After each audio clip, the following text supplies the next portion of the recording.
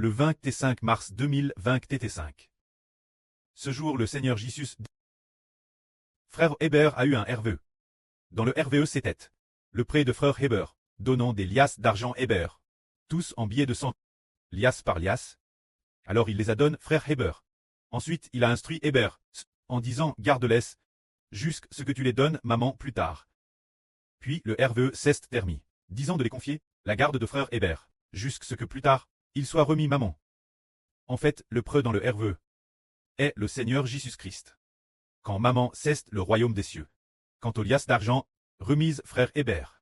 Cela se effraie aux gens. L'argent symbolise ceux qui ont la vie éternelle. Le Seigneur va confier beaucoup de gens ayant la vie éternelle. Frère Heber, pour que frère Heber les pèse, et plus tard les remettre maman. Ce qui signifie plus tard, les emmener au royaume des cieux. C'est un tel mystre. C'est merveilleux. Le Seigneur Jésus a spécifiquement travers ce genre de vision nocturne, fait comprendre Heber, que le Seigneur Heber gagnera beaucoup de gens, qui l'avenir viendront de ce que le Seigneur Jésus-Christ a confié frère Heber. Plus tard c'était 4 jours après, se dire le 29 mars 2025. Sur Zaouan t'es en train de louer, ou de prier. Elle a reçu le Saint-Esprit lui disant ceci. La domination reposera sur l'épaule d'Heber. La domination reposera sur l'épaule d'Heber. Il l'a dit 3 fois.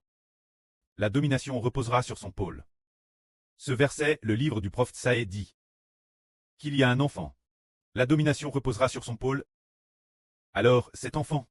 Maintenant, nous savons que c'est vraiment frère Heber. Non seulement le prêtre a fait comprendre frère Heber, mais a aussi permis sur Jaouan de le recevoir personnellement. La domination reposera sur l'épaule de frère Heber. Enfin, ce moment-tel, c'était nos jours de Yéné de 10 jours. Ce qui est merveilleux, c'est que, sur Zaouan a reçu, la domination reposera sur l'épaule d'Heber.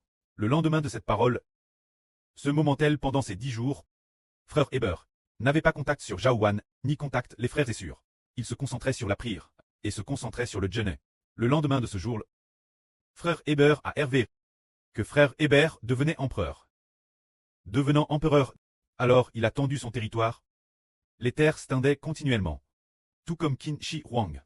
La superficie des terres devenait de plus en plus grande, envahissant continuellement d'autres pays, faisant des terres des autres pays, les siennes. Ensuite, quand vint l'examen plus tard, pendant l'examen c'était le professeur qui testait. Pendant l'examen, frère Heber a reçu une question, une seule question.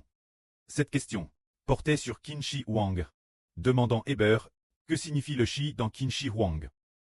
Heber a dit que le Shi de Qin Shi Huang signifie commencement. Se dire le premier empereur de l'État de Qin. Le premier empereur après lui. Et il y en a un deuxième, un troisième et bien d'autres encore. C'est pourquoi le Shi de Qin Shi Huang signifie le commencement. Le professeur a dit non, non. Le Shi dans Qin Shi Huang ne signifie pas le commencement. Cela signifie l'unique et seul empereur. Tu es l'unique et seul empereur. Alors le RVE s'est terminé. C'est ce que sur Jaouan a dit. Le gouvernement reposera sur la tête de frère Heber. Le lendemain Heber a hervé qu'il serait l'avenir, l'unique et seul empereur. En fait, l'avenir, il n'y aura qu'un seul et unique royaume, qui est l'Israël spirituel. Frère Heber a reçu le roi des rois, et le nom de Seigneur des seigneurs. Cela a justement accompli la prophétie biblique, disant que le gouvernement reposera sur ses pôles. Puisque le pré adonne sur Jaouan, et aussi frère Heber. Sur Jaouan, c'est le Saint-Esprit qui lui parlait. Frère Heber c'était l'enseignement d'un professeur en RVE, il a aussi hervé que la superficie de son territoire s'larguissait continuellement, ce qui symbolise aussi qu'ensuite, les enfants de l'Israël spirituel se multiplieront. Que la gloire soit auprès et au Seigneur. Amen.